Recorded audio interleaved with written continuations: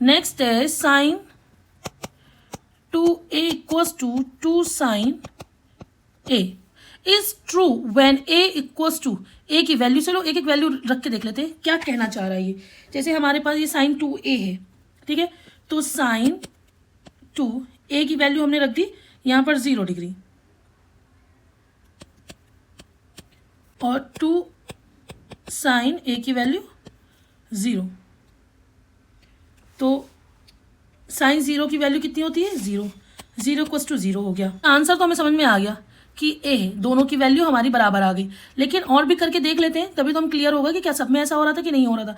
अब sine 2 30 degree equals to 2 sine 30 degree, तो sine 30 की इसका मतलब क्या हो गया 3 2 6, sine 60 degree equals to 2 sine 30 degree. 60 की वैल्यू कितनी होती है हमारी, साइन 60 की वैल्यू होती है √3/2 और यहाँ पर 2 साइन 30 की वैल्यू कितनी हो गई 1/2, तो ये आ गया √3/2 इक्वल्स टू 1। तो ये तो बराबर नहीं है, यानी इस वैल्यू का तो आंसर गलत हो गया। अब हम लिखते हैं नेक्स्ट दैट इज 45, तो लिखेंगे साइन 2 45 डिग्री 2 साइन 45 डिग्री, तो ये हो जाएगा 45 इंटू 2 90 डिग्री साइन का, ठीक है। और ये 2 साइन 45 की वैल्यू कितनी होती है 1/√2 और साइन 90 की वैल्यू कितनी होती है 1, सो ये 2/√2 आ रहा है, तो ये भी हमारा नहीं हुआ। अब साइन 60 की वैल्यू रख के देख लेते हैं।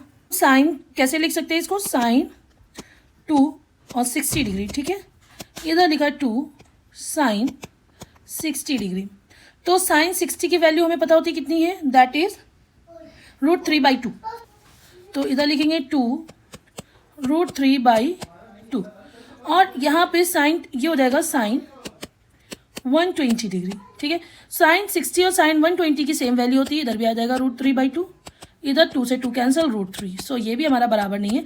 इसका मतलब जो फर्स्ट वाला था 0 डिग्री पे दोनों बराबर हैं, जब a की वैल्यू अगर 0 होगी तो sine 2a equals to 2 sine a होगा, ठीक है। आई होप सो ये क्लियर हो गया होगा। अब लगाते हैं क्वेश्चन नंबर पार्ट 4, ठीक है। पार्ट 4 क्या लिखा है, 2 tan 30 degree upon 1 minus tan square 30 degree, value put कर देते हैं। 2 tan 30 की वैल्यू कितनी होती है, that is 1/√3 upon 1 minus tan 30 की वैल्यू 1/√3, पर इसका ये स्क्वायर हो जाएगा। अब ये आ जाएगा 2/√3 अपॉन 1 माइनस 1/3, सो इसको कर देंगे 2√3 अपॉन 3 माइनस 1/3, सो ये हो जाएगा हमारा 2√3 अपॉन 2/3, सो इसको रेसिप्रोकल कर देते हैं, तो ये लिख देंगे 2√3 इंटू 3/2, 2 से 2 कैंसिल, तो ये हमारा क्या आ गया 3/√3, 3/√3। ऐसी तो कोई वैल्यू नहीं है, तो ऊपर नीचे √3 से मल्टीप्लाई कर देते हैं, तो जब ऊपर नीचे मल्टीप्लाई कर देंगे ये आ जाएगा √3 और नीचे 3 से 3 कैंसिल, दैट इज √3। अब √3 ऑप्शन में हम चेक कर लेते हैं।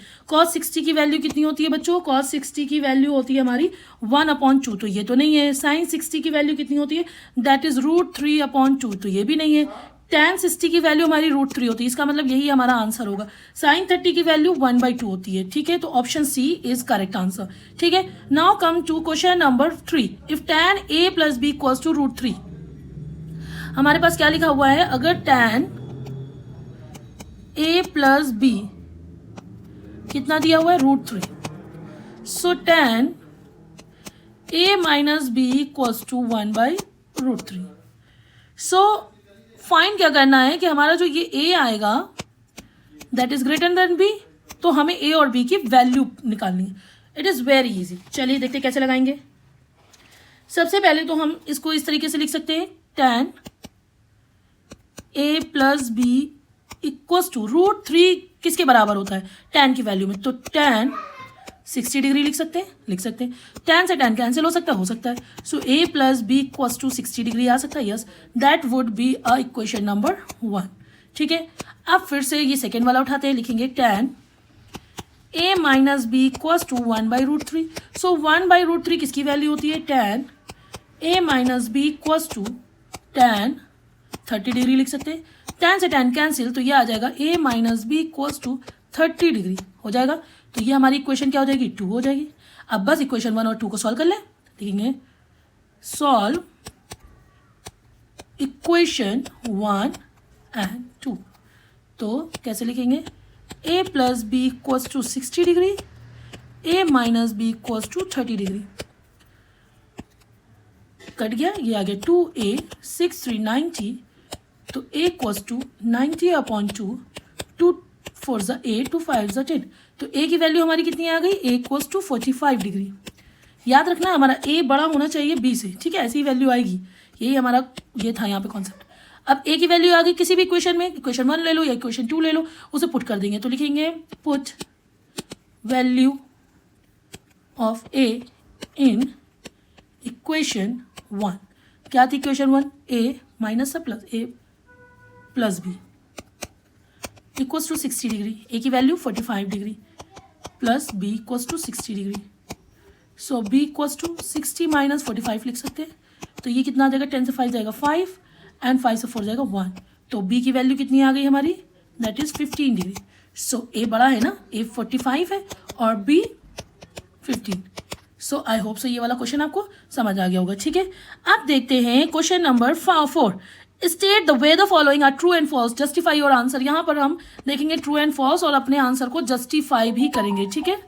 देखो क्या लिखा है, sine A plus B equals to sine A plus sine B. क्या साइन ए और साइन बी ये इसके बराबर होगा, चलो करके देख लेते हैं। इनका क्वेश्चन है sine A plus B equals to sine A plus sine B.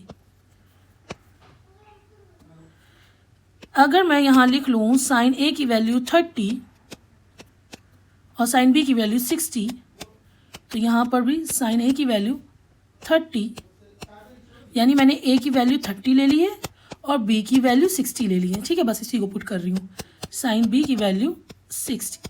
अब इसमें हम इनका मतलब वैल्यू पुट करके आंसर देख लेते हैं। अगर left hand side right hand side के बराबर हो जाता है तो इसका मतलब ये सही है स्टेटमेंट। तो ये 30 प्लस 60 कितना हो गया, साइन 90। ऐसे ही करेंगे ना। और साइन 30 की वैल्यू कितनी होती है, 1/2 प्लस साइन 60 की वैल्यू क्या होती है, √3/2। साइन 90 की वैल्यू कितनी होती है, दैट इज 1। तो ये 1 आ गया, इधर 2 कॉमन ले लिया तो 1 प्लस √3 आ गया। तो क्या ये वैल्यू बराबर है, नहीं। तो ये पहला वाला स्टेटमेंट हमारा क्या हो गया, दैट इज फॉल्स, ठीक है बच्चों। क्लियर हो गया पहला स्टेटमेंट। अब चलते हैं second statement. The value of sine theta increases as theta increases. इनका मतलब है कि जो वैल्यू होती है, जैसे हम लिखते कैसे हैं, पहले 0 डिग्री लिखते हैं, फिर 30 डिग्री लिखते हैं, फिर 45 डिग्री लिखते हैं, फिर 60 डिग्री लिखते हैं, फिर 90 डिग्री लिखते हैं। अगर हम साइन की बात करें तो पहली वैल्यू 0 होती है, फिर दूसरी वैल्यू 1/2 होती है, 45 की वैल्यू 1/√2 होती है, देन 60 की वैल्यू √3/2 होती है और 90 की वैल्यू 1। तो हम यहाँ पे देख सकते हैं 0 से ये 1 तक पहुंचा, यानी इंक्रीज करा ना, क्या हुआ, इंक्रीज। तो यही पूछ रहा है the value of sine theta increases at theta increases. Yes obviously, जब साइन थीटा इंक्रीज करेगा, जैसे से ये थीटा की वैल्यू इंक्रीज करेगी वैसे वैसे साइन थीटा की वैल्यू भी इंक्रीज करेगी। तो ये सेकेंड वाला हमारा हो जाएगा ट्रू स्टेटमेंट, ठीक है। नेक्स्ट है the value of cos theta increases as theta increases. अब सेम क्वेश्चन है तो हम लिख लेते हैं यहाँ पर कॉस, और cos 0 की वैल्यू, ये तो उल्टा होता है ना, cos 0 की वैल्यू 1 होती है, cos 30 की वैल्यू √3/2 होती है, cos 45 की वैल्यू 1/√2 होती है, cos 60 की वैल्यू 1/2 होती है एंड 0।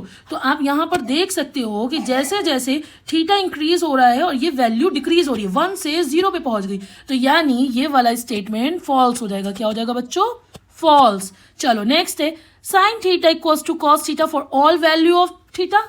कह रहा है sine theta equals to cos theta for all values of theta. क्या ये आपको लगता है साइन 30 की अगर मैं वैल्यू लिखूं थीटा की जगह साइन 30, ठीक है, साइन 30 और इक्वल्स टू कॉस 30, वैल्यू देख लेते हैं। साइन 30 की वैल्यू क्या है, 1/2, कॉस 30 की वैल्यू क्या है, √3/2, ठीक है। तो यहाँ पे भी आप चार्ट में देख सकते हो, अगर साइन थीटा कॉस थीटा की बात करें तो सिर्फ और सिर्फ इनका जो 45 वाला है वो सेम होगा, 1/√2 1/√2, बाकी सबका अलग अलग नंबर है। तो ये हमारी वैल्यू भी हो जाएगी फॉल्स, ठीक है। अब लिखा cot A is not defined for A equals to 0। देख लेते हैं क्या है, cot A is not defined for A equals to 0। अगर ए की वैल्यू हम 0 डिग्री लिख लेते तो कॉट ए की वैल्यू 0 डिग्री, तो कॉट 0 डिग्री की वैल्यू क्या होती है, दैट इज नॉट डिफाइंड। तो हाँ ये तो हमारा ट्रू हो जाएगा ना, not defined, so that would be true statement. I hope so ये वाली वीडियो आपको सारे क्वेश्चन अच्छे से क्लियर हो गए होंगे। नेक्स्ट वीडियो में हम एक्सरसाइज 8.3 को डिस्कस करेंगे। Thank you so much for your time and support.